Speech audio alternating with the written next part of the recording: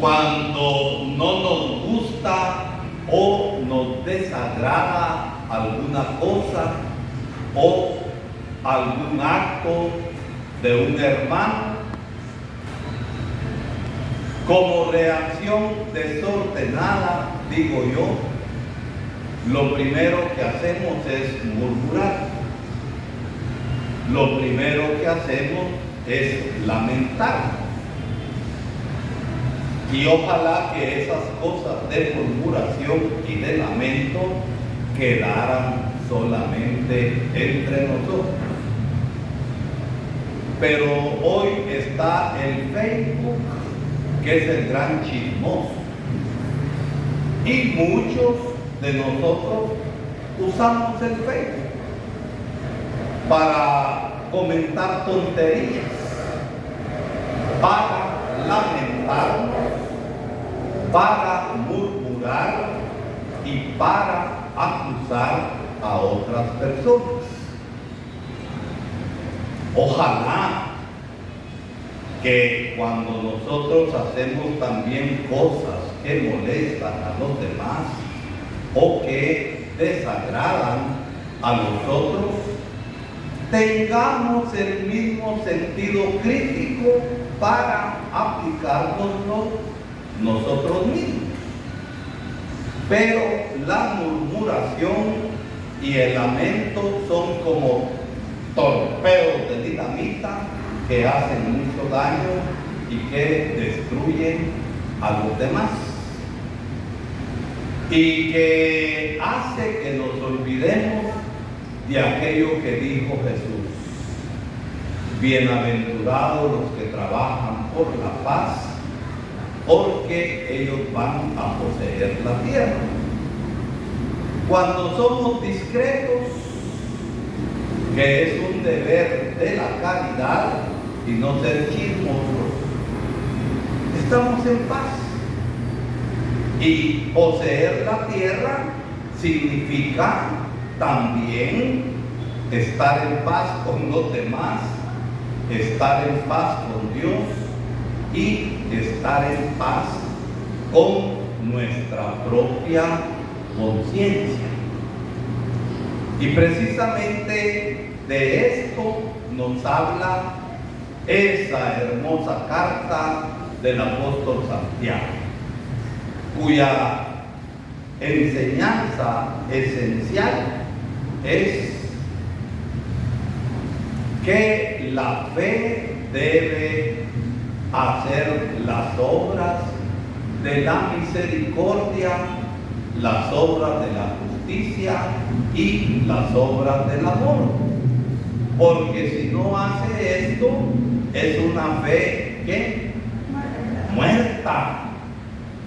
Y yo creo que la palabra de Dios, en lo que acabamos de escuchar de Santiago, de que no debemos murmurar contra nosotros, ni hemos de estarnos lamentando, debe ser un examen de conciencia para todos nosotros. Debe ser un examen de conciencia en primer lugar para mí, que predico la palabra. Y yo no predico para ustedes. Yo estoy predicándome a mí mismo para ver si me convierto. Y en la medida en que uno se predica a sí mismo, también uno puede predicar con autoridad moral para las otras personas.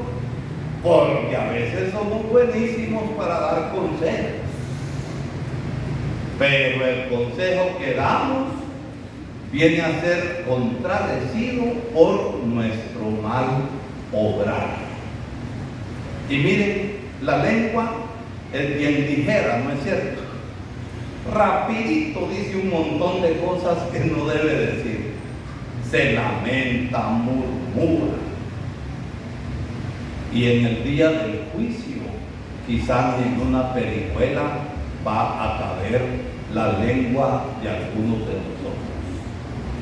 Porque la lengua es mordaz y hace mucho daño. Por eso la palabra nos invita hoy a ser concretos en la caridad, a ser concretos en la verdad, a ser concretos en la justicia. Porque, ¿qué arreglamos con estar dos lamentando? ¿Arreglamos algo? A ver, Carlos, ¿arreglamos algo? Y con estar murmurando de los demás, y especialmente estar usando el Facebook para eso demuestra la inmadurez que tenemos.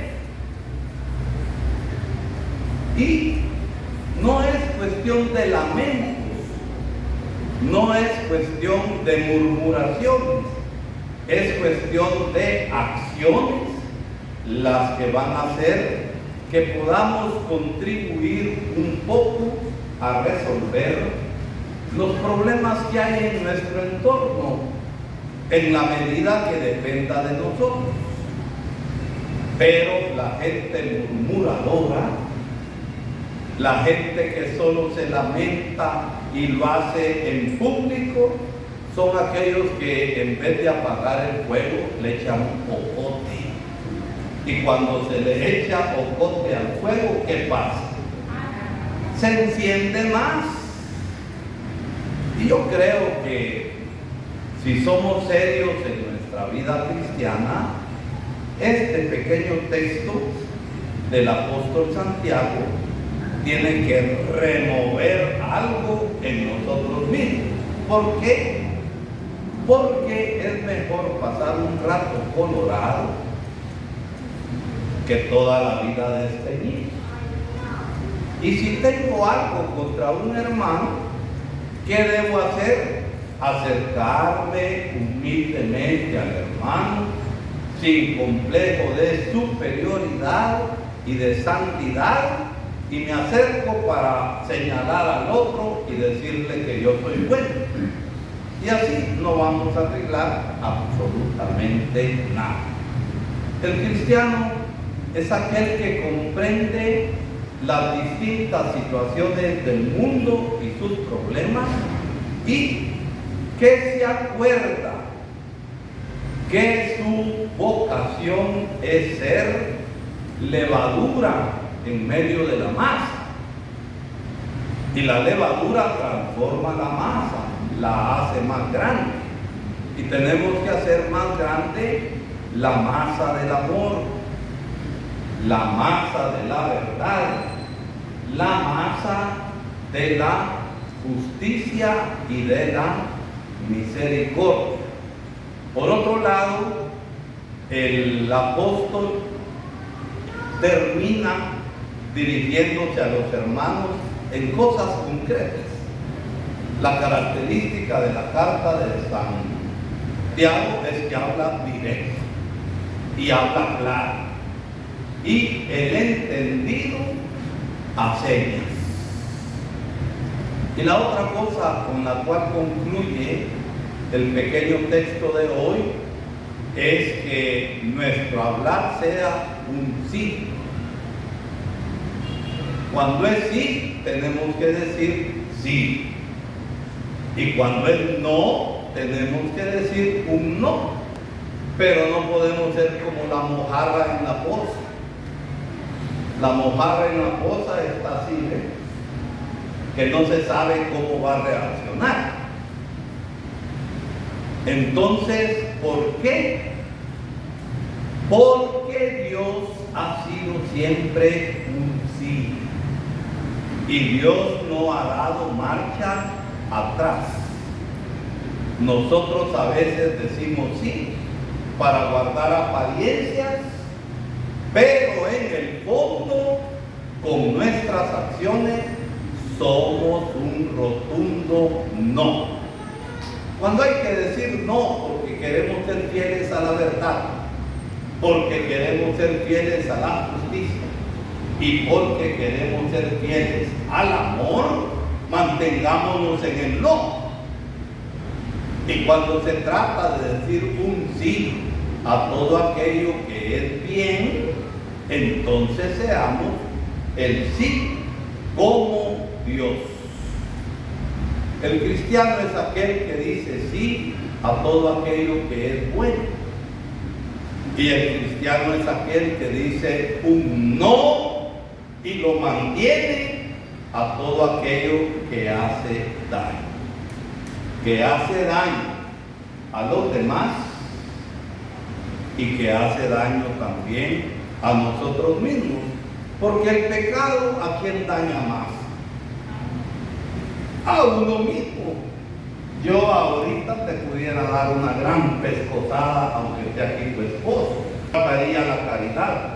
Es cierto que te dolió, pero el daño mayor en orden, vida cristiana y a la gracia, ¿quién lo está recibiendo? ¿Ella o yo? Yo mismo.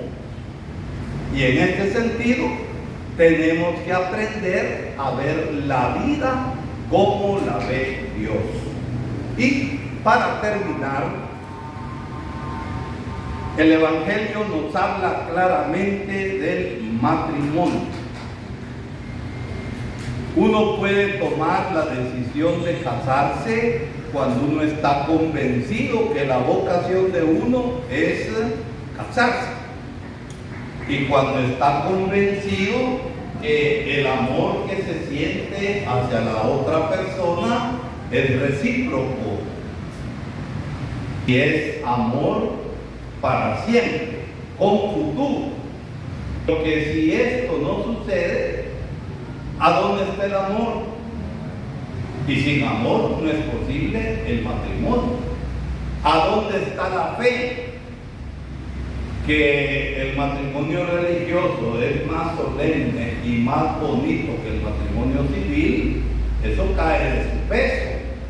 Pero no se trata de que sea más bonito, se trata de fe y de amor. Y la gente malintencionada pregunta cosas chuecas para poner a prueba. Se le acercaron los fariseos a Jesús para ponerlo a prueba, que si le era lícito a un hombre darle el acta de divorcio al esposo.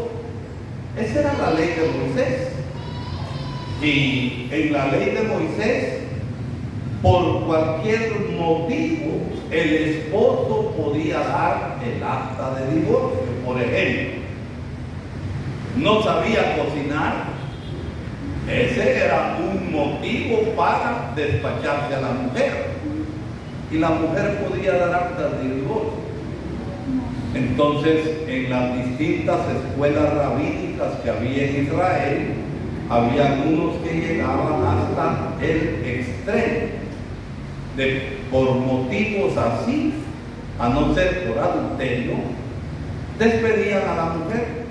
Y por eso le hacen la pregunta a Jesús. ¿Y qué hace Jesús? Volver al origen. Que el matrimonio no estaba como origen en Moisés, sino en quién. ¿En quién se origina el matrimonio? En Dios, que nos ha creado hombres y mujeres. Y por eso el matrimonio es una con uno y uno con una. No es una con una ni uno con uno. Dios nos ha creado distintos para que nos complementemos.